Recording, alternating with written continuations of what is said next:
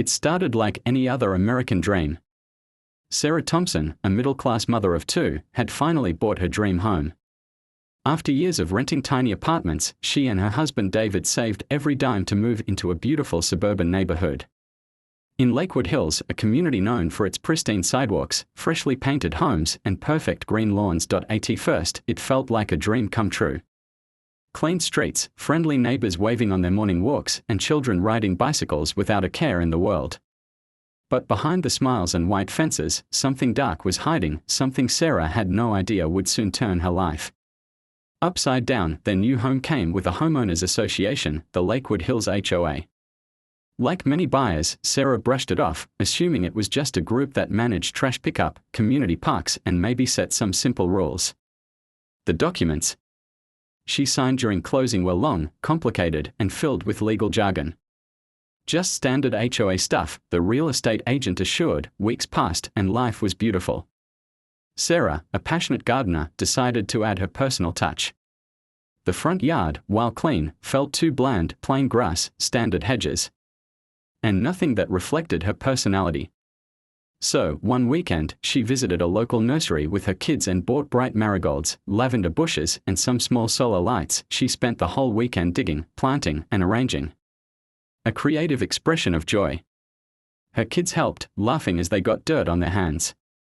By Sunday evening, the yard looked vibrant, welcoming, and alive. Even neighbors walking by complimented it, but 3 days later, an envelope arrived. On the outside, in bold red letters, HOA notice of violation. Her hands trembled slightly as she opened it. Inside was a letter that felt colder than any winter breeze. Violation, unauthorized landscaping modification. Fine, $500. You are in violation of the HOA's landscaping policy, Section 3.2. Any modification to front yard appearance must be pre-approved by the HOA Architectural Committee. Failure to comply within 10 days will result in further penalties. Sarah blinked in disbelief. For flowers, she whispered, confused. She called the HOA office the next morning. A monotone voice answered, "Hi, I received a violation letter about my garden. I didn't know I needed approval for a few flowers." The answer was robotic, almost rehearsed. "All changes to exterior landscaping require prior approval. It's in the community guidelines you signed." Sarah protested gently. "But it's just flowers. Everyone adds little things."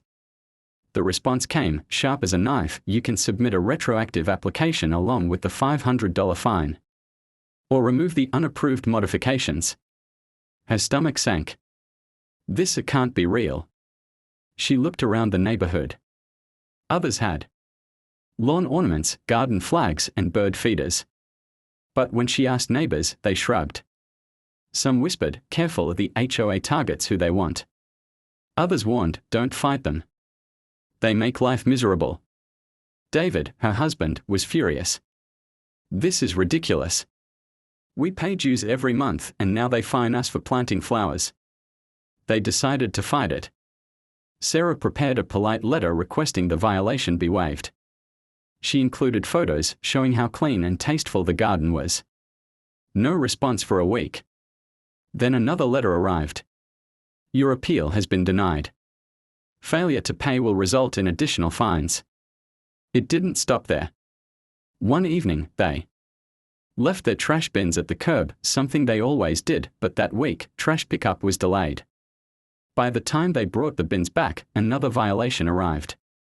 Trash cans visible beyond the 24-hour pickup window. Fine, $75. A few days later.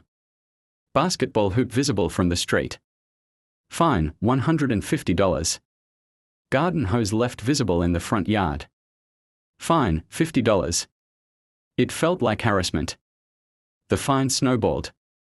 The $500 flower fine was only the beginning. Sarah started attending HOA meetings.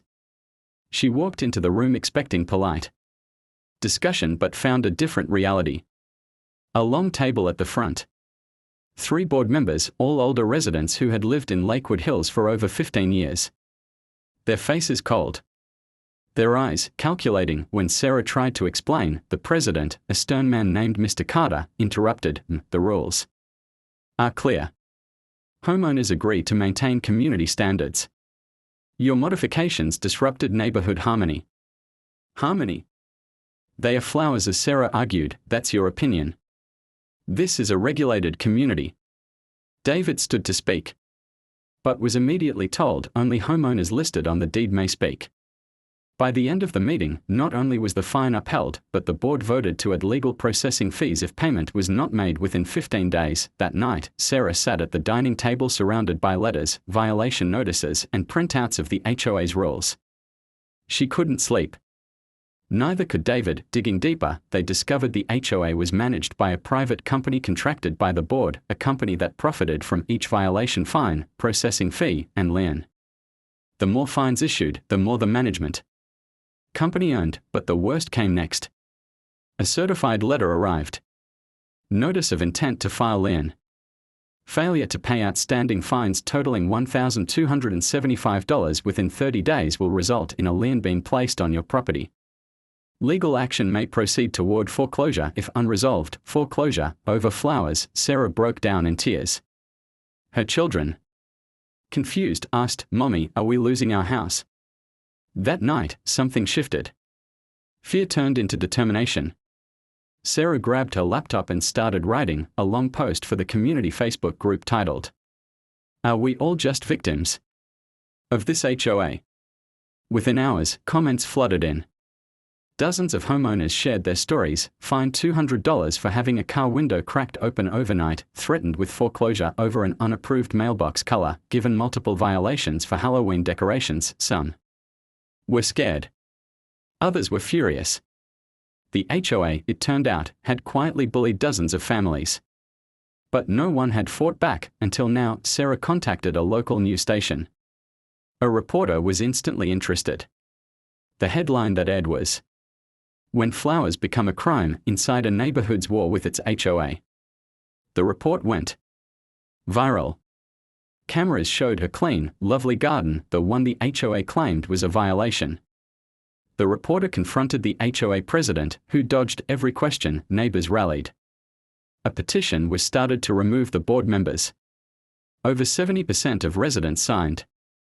The management company was investigated for predatory practices. A local attorney stepped in to offer free legal help to affected homeowners.